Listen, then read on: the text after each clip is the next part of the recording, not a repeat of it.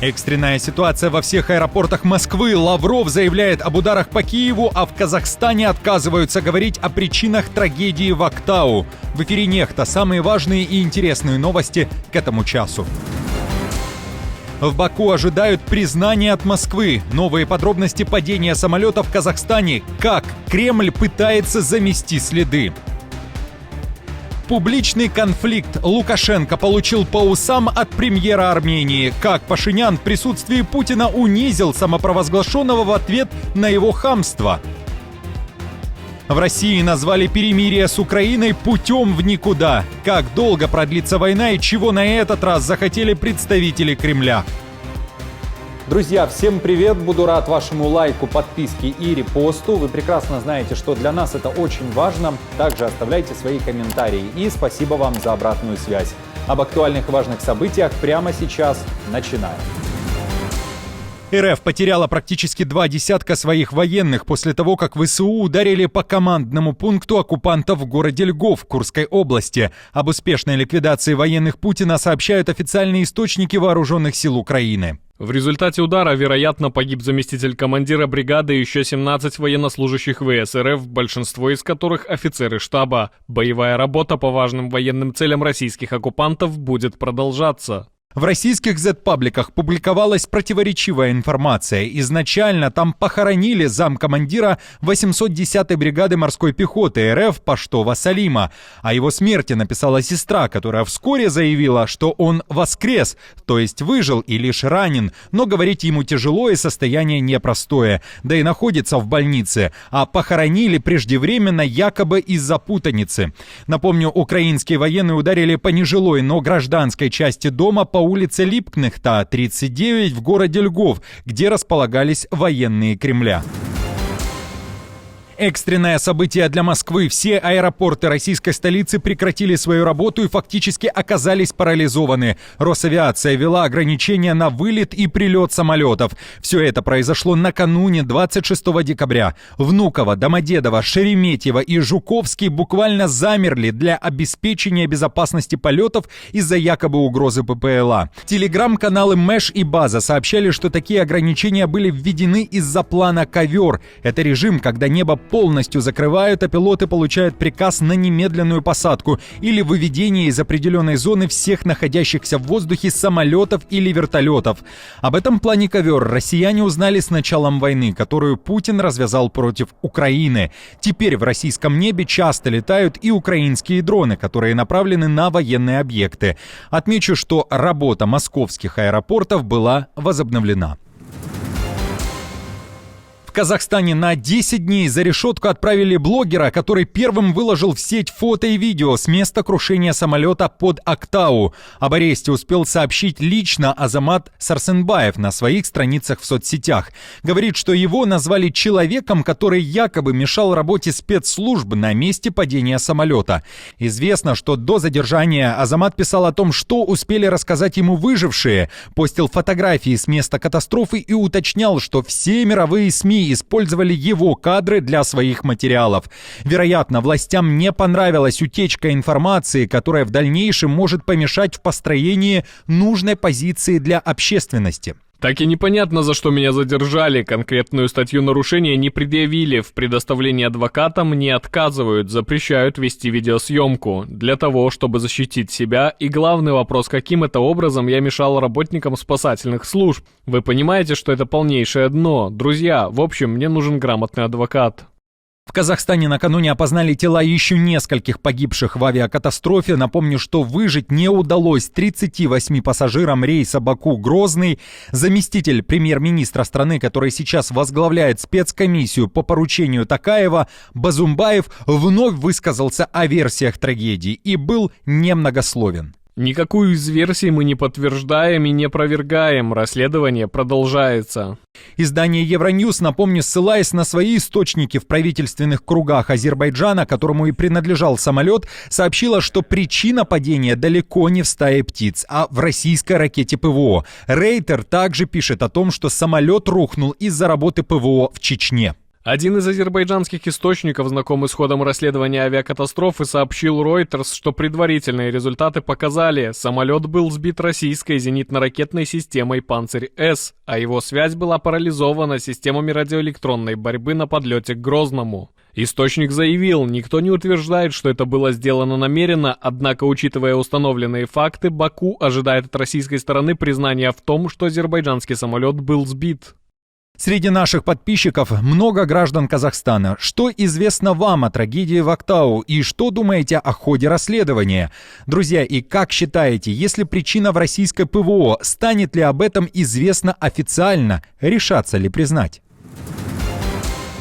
Лавров уверяет, что Россия никогда не атаковала гражданские объекты в Украине. Это заявление главы российского МИДа прозвучало буквально через несколько дней после того, как в ООН подсчитали, что после начала российского вторжения в Украине погибло как минимум 12 340 украинцев и еще 27 500 гражданских были ранены.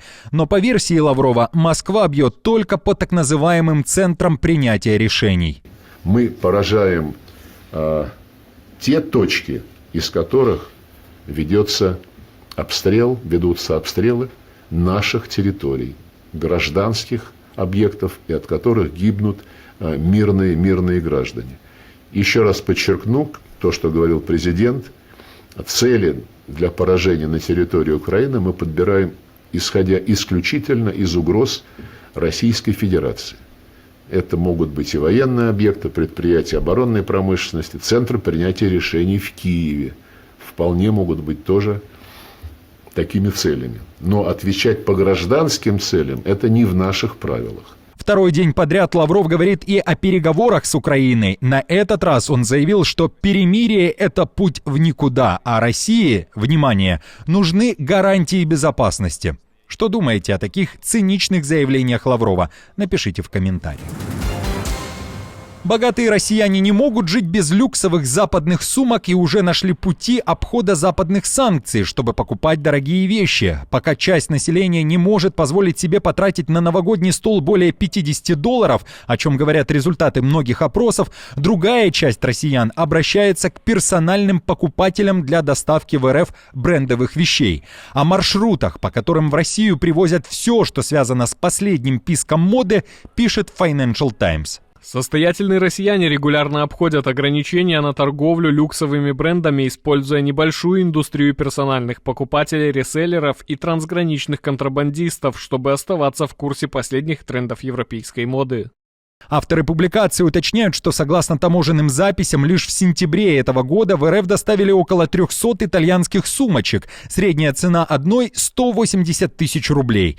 А в Россию они могли попасть из Дубая через китайского представителя. Financial Times пишет, что в Москве продолжают носить последние западные коллекции, приобретенные через процветающую теневую цепочку поставок. Почему же дети российских чиновников не боятся путешествовать в страны НАТО и не могут отказаться от таких брендовых западных вещей? Делитесь своей точкой зрения под этим видео. Премьер Польши указал на цинизм своего венгерского коллеги, премьера Виктора Орбана. Дональд Туск, судя по всему, возмущен, что официальные представители Будапешта продолжают подыгрывать Путину, которого упоминали в своих рождественских речах. В канун Рождества Россия нанесла массированный ракетный удар по украинским городам. В это время премьер-министр Орбан в праздничном интервью назвал Путина честным партнером венгров.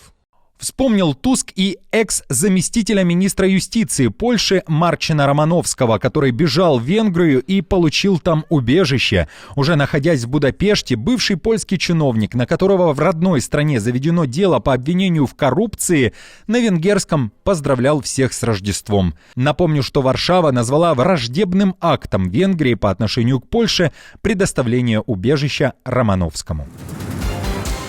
В Китае прошли испытания неизвестного летательного аппарата. Военные паблики пишут о беспилотнике-компаньоне, либо же о прототипах истребителя 6-го поколения.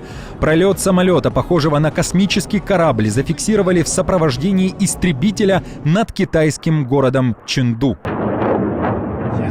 Полет был осуществлен с аэродрома завода государственной компании Чэнду, которая занимается разработкой китайских истребителей, разведывательных и ударных беспилотников. Относительно крупные размеры аппарата, а также двухколесная конструкция задних опор шасси указывают на большой вес воздушного судна. Он имеет двухдвигательную компоновку с воздухосборниками под крылом в носовой части и третьим, расположенным в верхней части фюзеляжа. На одной из фотографий под фюзеляжем между стойками шасси, вероятно, видны люки ракетных и бомбовых отсеков. Такое конструктивное решение обеспечивает более высокий уровень радиолокационной скрытности.